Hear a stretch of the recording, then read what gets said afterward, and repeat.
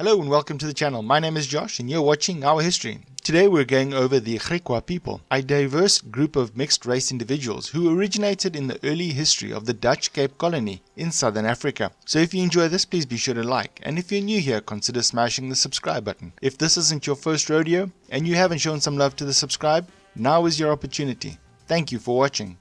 Griqua people.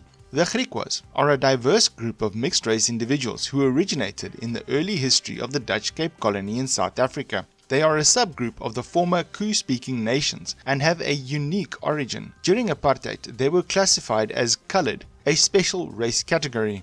The Griquas are considered Cape Coloureds and played a significant role in the Great Trek. They formed their own states, known as Griqua States, which are similar to the White Afrikaans states formed during the Great Trek, known as Boer States. The Griqua people, an Afrikaans-speaking group, settled in the early days of the Cape Colony, founded in 1652, alongside the Trek Boers. They are semi-nomadic, and their society consisted of mounted gunmen who formed commando units, similar to the Boers. They ventured inland from the Cape, and in the 19th century, they established various states which now encompass regions of South Africa and Namibia. The Griqua people are a mixed-race culture in the Cape Colony of South Africa. During the 17th and 18th centuries, they were initially known as Hottentots before European arrival. The Griquas were a racially and culturally diverse group, primarily descended from intermarriages between European colonist men and Khoe slaves. They traced their ancestry to two clans, the Khoes and Barentse, with the former being mainly of Khoe descendant and the latter of mixed European descent. Genetic studies conducted in the 21st century have revealed additional ancestry from Tswana, San, and Xhosa populations. The Europeans also took mixed-race women from Khoe origin as partners during this time.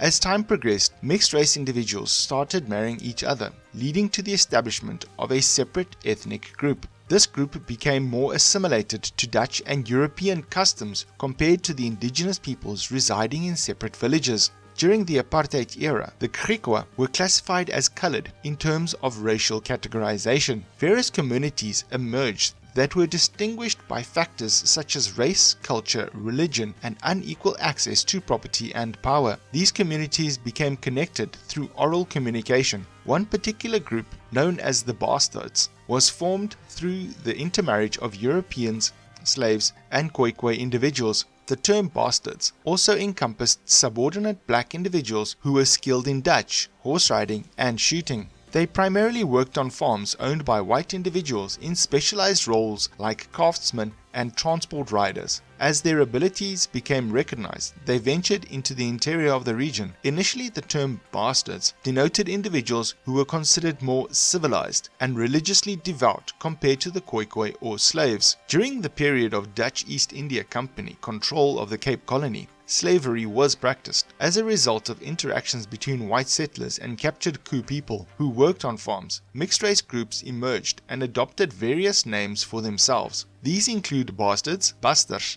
Korana, Oorlam and Oorlam Afrikaners, and Griqua. Similar to the Afrikaners or Boers, many of these groups migrated inland when the British took over colonial administration. It is important to note that the term Afrikaner was originally used to describe mixed-race individuals, not white Boers, for more than 350 years. The names Baster and Bastards stem from the Dutch word meaning hybrid.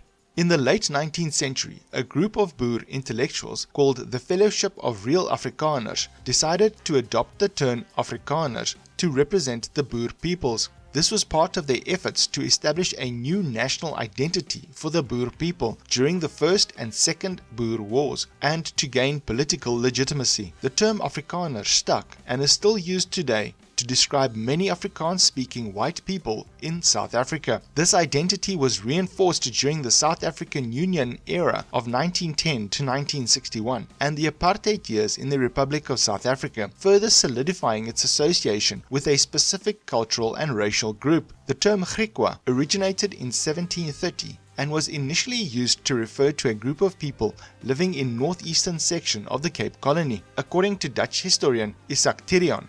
In 1813, Reverend John Campbell of the London Missionary Society, or LMS, used the term Griqua to describe a mixed-race group of Chariguk Griqua. bastards, Korana and Tswana, living in present-day Griqua States. The British, finding the term bastards offensive, adopted the name Griqua for them. The bastards were a group of mixed origin individuals who were denied legal status due to their mixed heritage. As a response, the Griqua formed their own force, joining forces with the Khoi and San and ensuring they had skilled combatants among them. A small number of bastard groups were established in the northwestern and eastern border suburbs of Colesberg, Roggeveld, Namakwaland and Hantam. These groups comprised individuals of European descent who spoke Afrikaans and had European names. Their children were baptized in local churches and they were informed about commando services. The Griqua people take their name from the Charia Griqua, as the princess married Adam Kok I, the first Griqua leader. Adam Kok, a former slave, obtained burger rights and established a diverse community near present-day Piketberg. The name Griqua was adopted due to their shared ancestry with the Griqua ancestor and their connection to the Chari Griqua. Legend has it that Adam Kok married the daughter of the Chari Griqua chief and became the chief of the Griqua people, leading them to settle near the Orange River in South Africa. He was also called chief of the colored people. Adam Kok was the son of Cornelius Jacobs, who was employed by the VOC and had a mother who was a slave. Adam earned his name because his father believed that the Cape was the Garden of Eden. His surname Kok stems from the Dutch word kok, meaning chef, a profession Adam once had. Cornelius, Adam's father, was baptized by missionary John Philip in 1800, marking the start of Christianity among the Basters. The missionaries disapproved of the derogatory term Basters, and the Griquas embraced their new identity, resulting in the name change of the mission town Klaarwater. After the British takeover of Natal, the Boers ventured to the Griqua town area. They negotiated with the Griqua community to obtain land, utilizing various commodities such as horses, liquor, firearms, and ammunition for the exchange. Disagreements arose when a Boer was apprehended by the Kok for allegedly mistreating his people. In response, the Trekker community endeavored to claim the entire territory. Responding swiftly, a British force stationed at Colesberg crossed the Orange River and successfully defeated the Boers at Swartkoppies. Consequently, the chief's land was divided into two portions. One section accommodated the chief and his people, while the other was occupied by the Boers, who paid rent to both the chief and the Cape government. The Griquas in Griqualand West experienced significant challenges and setbacks with the arrival of the Boers and colonial masters. Their ability to pursue their own development paths was denied as they lost their land and traditional resources. This forced them into a period of rapid social change, where they ultimately lost the independence they had previously sought in the Orange Free State area. This disheartening situation led to the necessity of relocating as they struggled to navigate the consequences of the arrival of the Boers and colonial power.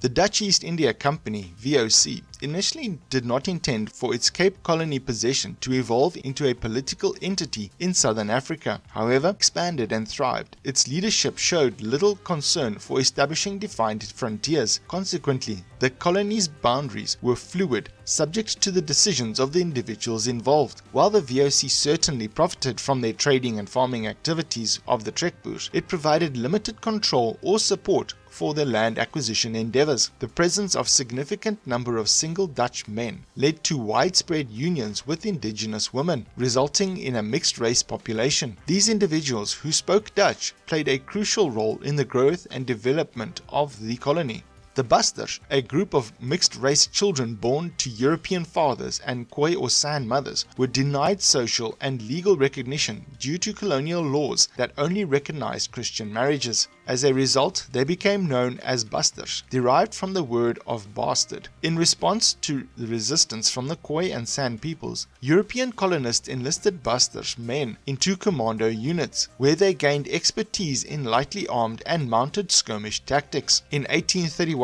an Ndebele commando retaliated against Griqua commando led by Gert Hoyman, resulting in the deaths of approximately 1,000 Griqua men on the hill known as Moordkop.